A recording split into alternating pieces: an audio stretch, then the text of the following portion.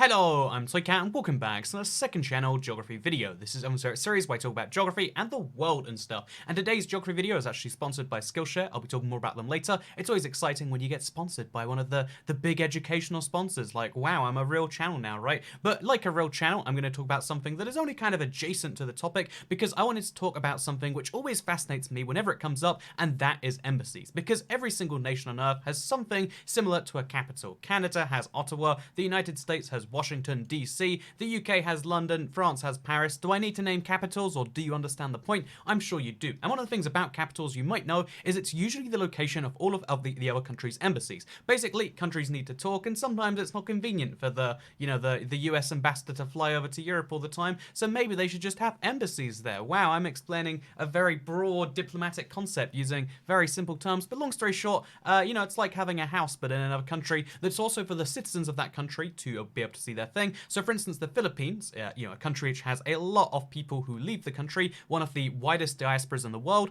using their embassies is a handy way for the Philippines to keep in contact with their citizens abroad, but also so that if another country wants to talk to the Philippines, they can do so very easily. Basically, it's a communication tool that's also for people abroad, that's also a bit of a diplomatic thing, that also can be used as a bit of a flex. Because let's take Washington, D.C., for example. Think about it. The United States is currently the world's largest economy, and, in terms of military, it's the big boy power. In terms of culture and a lot of other things too, the US is the biggest country by a lot of metrics, and therefore, you want to make a good impression, right? Like, ooh, they're the big kids on the block, want to impress them. And therefore, if you look at particular, embassies, you're going to see how they're going to be quite big. For instance, the British Embassy, like, people like to say, like, best ally in the world. I don't know if that's how how the US sees it, but it's how the UK likes to see things, that we're America's closest ally. So there's a big embassy that you can't see because there's trees in the way, but you can see how they have put a little phone box outside. Look how cute that is. It's the British Embassy in, Washington, D.C. And because Washington is such a big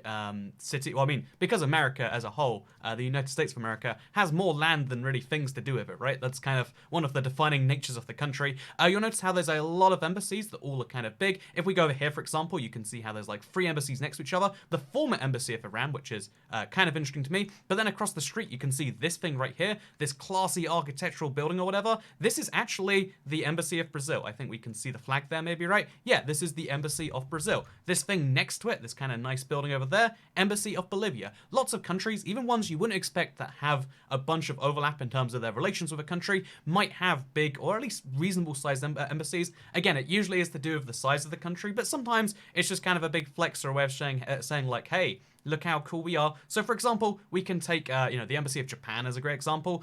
Japan is a very close ally of the US, and therefore, wow, look how nice their embassy is. It's big, it's got some Japanese design motifs, it's got like a, it's really nice in that way. But if we take a country that probably has very little to do with the US, because it really doesn't have much like foreign policy of its own accord, such as Lesotho, you can see how Lesotho has a much smaller abode. It's actually not much bigger than a regular house. It has one car out front.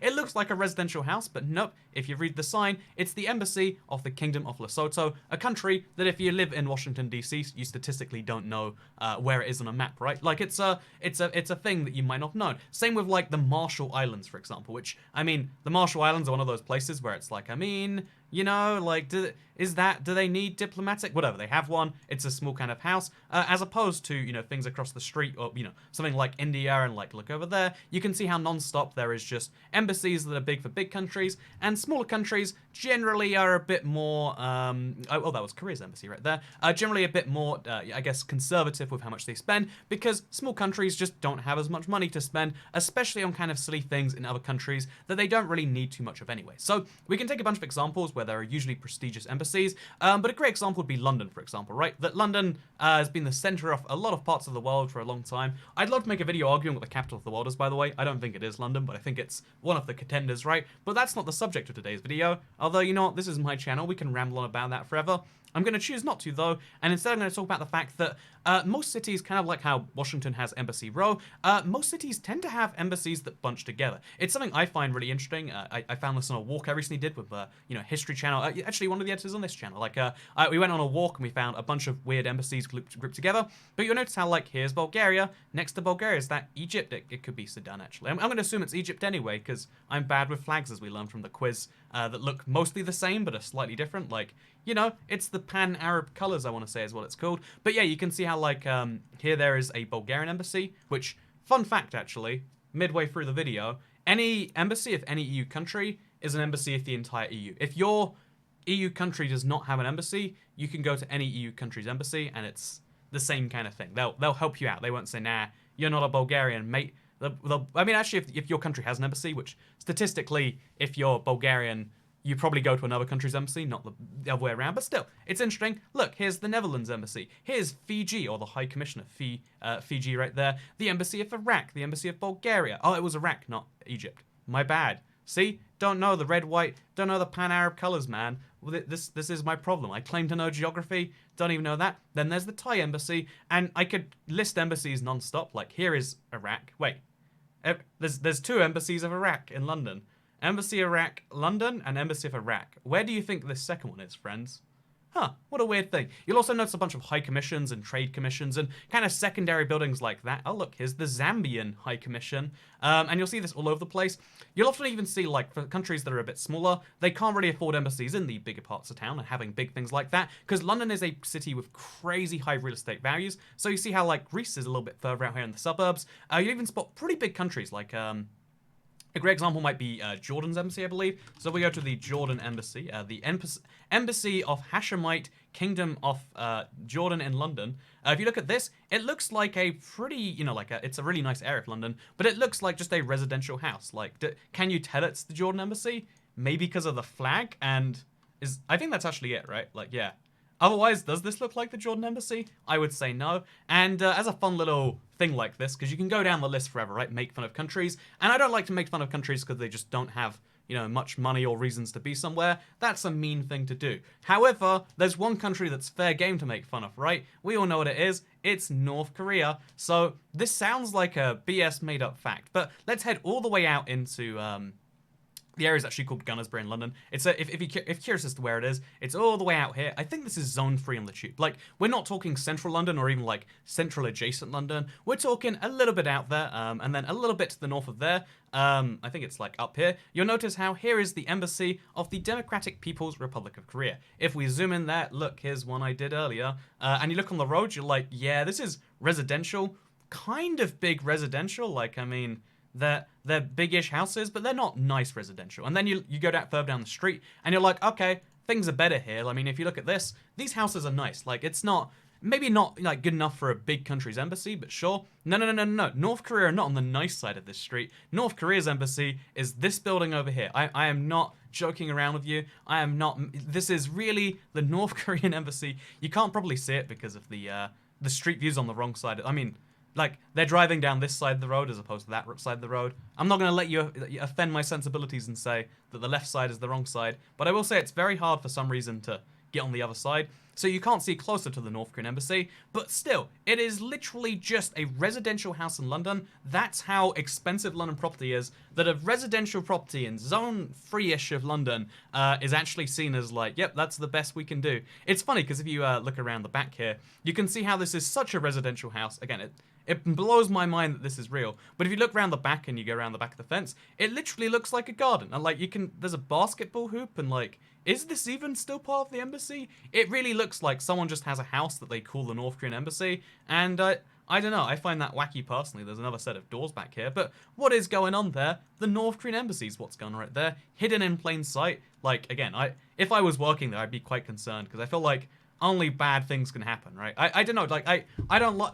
That seems like a security concern. A lot of things seem like a security concern. Like, have you ever looked at, like, again, this a video I've wanted to make for a while is like, what is the capital of the world? So, one of the most interesting things to me is the UN headquarters. Like, when I went to New York for the first time, which was the first time I went to America, actually, but when I went to the United States of America for the first time, like, I don't know, it's weird to see, like, the headquarters of the world just kind of chilling here on the side of the street. Like, it seems horrifically insecure that, like, one of the biggest cities on Earth just kind of hosts that, right? Maybe that's just me. Maybe you disagree. But my point is like, there's a lot of things that just seem really insecure, and that's on the list, in my opinion. Speaking of things that seem insecure, or the opposite of insecure, let's talk about other embassies, shall we? So, Yeah, we could talk about interesting ones all day, which actually maybe we should do. So here's the thing about Japan, right?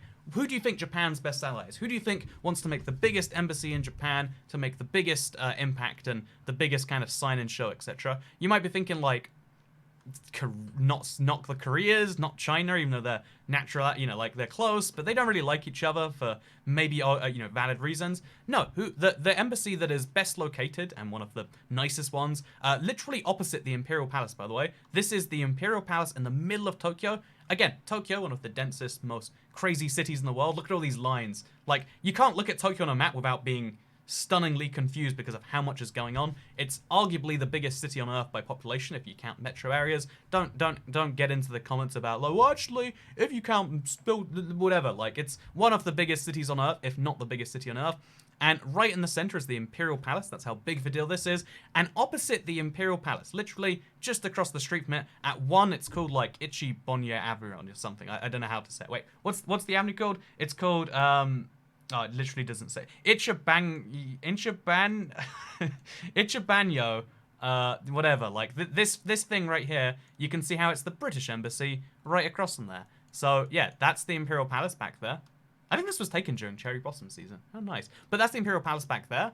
And that is the British Embassy. The number one, like, the most prestigious embassy spot was given to the British because of, like, it goes back to, like, the relationship between the British and the Japanese during, I think it was, like, the Meiji period, like, long before their current stuff. Basically, island nations that get along, trade, and do stuff. I think, I've always heard this as a thing. Fact, this isn't a fact, though, because, again, I like to verify when I'm just saying random knowledge that sounds like it's correct but kind of isn't. So what I've heard is the reason Japan drives on the left and has trains running on the left is because the British came in, we traded some stuff, and we also built railway lines there. And Japan then went on to be the best at railways. So just saying, you know, like, not only we got this prestigious embassy which we use to advertise our country apparently, which is a bit weird to me. Oh, by the way, this is strange to me. The UK has like rather Great Britain has a big advertising campaign. You'll see this anywhere across the world where there's like country advertising, but it's like food is great, craft is. It's strange to say things are Great Britain, so you'll be like, I want to go get some craft gin. I'm assuming I want to get some craft food. I mean, like, is food really one of the things you want to advertise about London? Like, there's so many things that make the UK great. Don't think food's on the list, though, right? Whatever, I'm digressing a lot here. But yeah, really, really impressive embassy. Obviously, a lot of other countries have their embassies. Like, here's Paraguay's... Paraguay? I like Paraguay, personally. But, you know, if you're a Paraguay, then that's fine with me. But yeah, you can see their embassies nearby. It's not as nice as the UK one, though, right? Yeah, #1 embassy, Tokyo. I'm probably offending someone with that. Naturally, you're not. Who's going to be offended? If you're a Japanese citizen, you know what's up. You know, the UK and Japan, basically the same country. Another video I did, by the way. Like, just saying, look at Japan, look at the UK. Opposite sides of the world, but otherwise basically the same country. They've got a neighbor to their left that's split in half, north and south. Got a drinking, you know, culture issue. Just saying, I've got an endless list I could talk about someday. But let's talk about North Korea, shall we? Because every single capital in the world, like, even if you go for, like, Ulaanbaatar, you'll find embassies there. Why do we need embassies in Ulaanbaatar? You know, just in case. So yeah, they're pretty small embassies generally. So if we go for like, look around here, for example, even if you take the, I don't know, the embassy of, I don't know, like the United States, usually the big dog in any area. If you look at the US embassy here, it's like a compound. It's like bigger than you might expect, but it's still not particularly huge, right? And yeah, there's this kind of funny thing where like countries that don't have a lot of intersection don't generally need big embassies. Like, here's the Embassy of India. How much overlap do you think there is between Mongolia and India in terms of trade, in terms of anything like that? That can't... Karaoke? Huh. If you work at the Indian Embassy in Ulaanbaatar, I'm jealous that you get to do karaoke after work, so that's nice. Also, is this just in the middle of the street? I've got so many questions. There's a group of school children going somewhere? To the Embassy of India, maybe? These are the things that keep me up at night, you know? These are the things that keep me wondering, what's actually going on? Like, what is this? This isn't a Google vehicle. This is like a truck filled with whatever. You know, you're just going to get more questions when you go to Mongolia, which is fine. Maybe I should go to Mongolia for a video. That'd be a great idea. See, this is a wonderful video. We're totally staying on track all the time. People like to say, Toycat, you went all the way off your train of thought. But I say to those people, let's talk about the Pyongyang embassy situation. Because, yeah, interesting enough to me at least. So here's Pyongyang. You know Pyongyang, the world's favorite city. But yeah, in Pyongyang, there's a few different embassies. Surprisingly few, actually, because North Korea is a very diplomatically isolated country. But in spite of that, there are a bunch of embassies here. They're usually pretty small for reasons that you could probably guess quite easily, right? But they're pretty small, and there's a surprisingly few of them compared to most countries. Like in the US, the Marshall Islands had an embassy, Lesotho had an embassy. What about North Korea, you ask? Well, here's a map. Yeah, here's a map behind me right now showing how, like, yeah, it's the big countries are there, but only, and then also some weird ones besides that. Like the US and Canada, notably absent. France and Spain, notably absent. So, Germany only has an embassy. I think it was the East German embassy. Basically, a lot of countries were torn on their approach to North Korea and should they even have relations. And it seems as though, as a result of that, the UK's over there. I mean, North Korea has such a nice... Wait, let's show you the... Oh, no. Yeah, let's show you. This is... I mean, after North Korea put an embassy in the UK, they spent so much on their beautiful embassy with their beautiful security system. After they spent so much money in the UK, it was only fair that the UK puts an embassy there back. But yeah, you can see how it's like surprisingly few countries. Indonesia. Indonesia? Indonesia.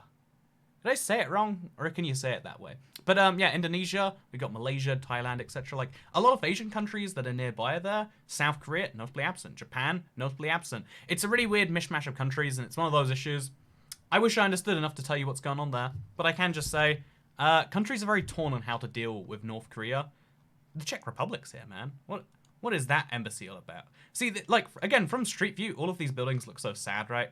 Like, this looks like an area that's been bombed or something a little bit like that. But yeah, we can't see anything of Street View because Pyongyang, surprise, surprise, does not allow the Google cars to roam around there. But you can see the embassy of the Islamic Republic of Iran, or can we see it? No, we can't see it.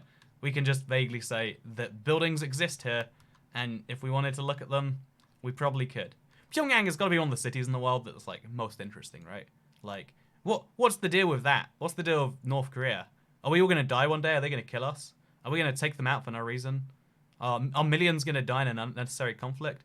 These are the questions you should ask yourself while thinking, which embassies in the world are most interesting to you? Leave them in the comments down below so other people can learn about those. Because obviously we haven't spoken about Beijing, which of course, big hub for embassies. We haven't spoken about Paris. We haven't spoken about Berlin. You know, very, very questionable city with very weird history with regards to that. Like, a lot of embassies have to... Yeah, there's a lot of fun situations in the world, but we can't talk about them all. And instead I can say... something sponsor has to show up right now. But yeah, thank you very much for watching. Second channel, don't care. Get out of my face.